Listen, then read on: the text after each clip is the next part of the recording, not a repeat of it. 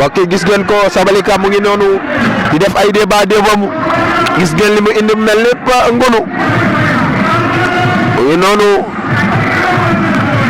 ndeysaan ci la war a jaar Sabalika mu bëgg sa waajur ak ki nga xamante ni mooy Nekorel ñoo ngi sukk di am loo xamante ni moom la fas yéene takk si tànkam bi ànd ak dut set indi ko àndoon nag fils de Samba Diaw indi ko caatu Samba Diaw indi ko ñëpp daal di ànd ak moom booy jaxaaw nekk si ginnaawam lamb la joo xamante ni moom itam lamb ju doy waar lay doon ñu ngi noonu di génnee li nga xamante ni mooy ngunu gi at bi baa ngi leen di woo ndeysaan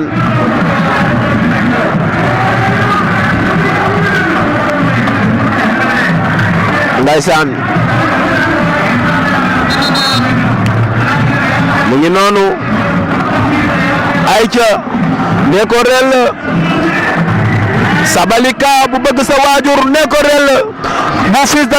Samba Diaw ndeysaan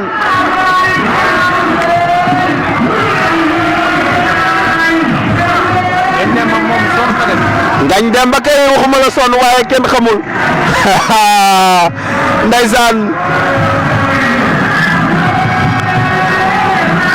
ñi waa Zador lañu di sengo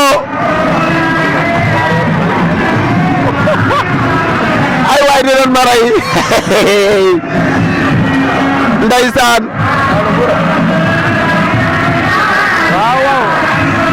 masha Allah moo koy seexal noonu li nga xamante ni mooy protège de dents bi Nekorel bu école de li Samba Diaw war a daje ki nga xamante mooy Sabalika bu bëgg sa waajur lamb la joo xamante ni ku yéex doo gis jël bi ay raktak la raktak ndeysaan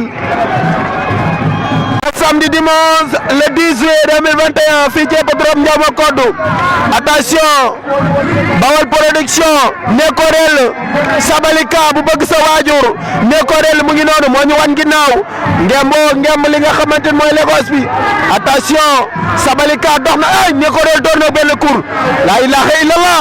combat bi dina neex Nekorel yor na Nekorel lu mu bëgg attention doorante nan jox na ko daw na jël na ko jàppante nan door attention door mu daanu dina am daan na ko Nekorel daan na ko Nekorel daan na jël bu sabet daka door mu wàcc la ilaha illallah waaw mu ngi noonu daana yeesi la ilaha illallah daf ko door mu daanu Nekorel la ilaha mu ngi noonu di sulli mu ngi mel ni ku yëkk buy gas mu ngi mel ni yëkk buy gas mu ngi mel ni yëkk buy gas noonu la ilaha illallah du set mu ngi si ginnaawam taxaw di ko xool la ilaha illallah xale bi mën naa bëre waxoon naa la combat bi day gaaw la ilaha illallah Nekorel daan na ki nga xamante ni mooy Sabalika bu bëgg sa waajur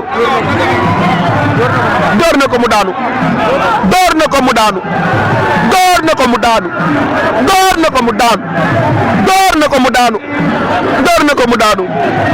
la ilaha illallah ay waay Nekorel moo mën a bëre xale bi bëre na bëre bu rëy la ilaha illallah ndeysaan ndeysaan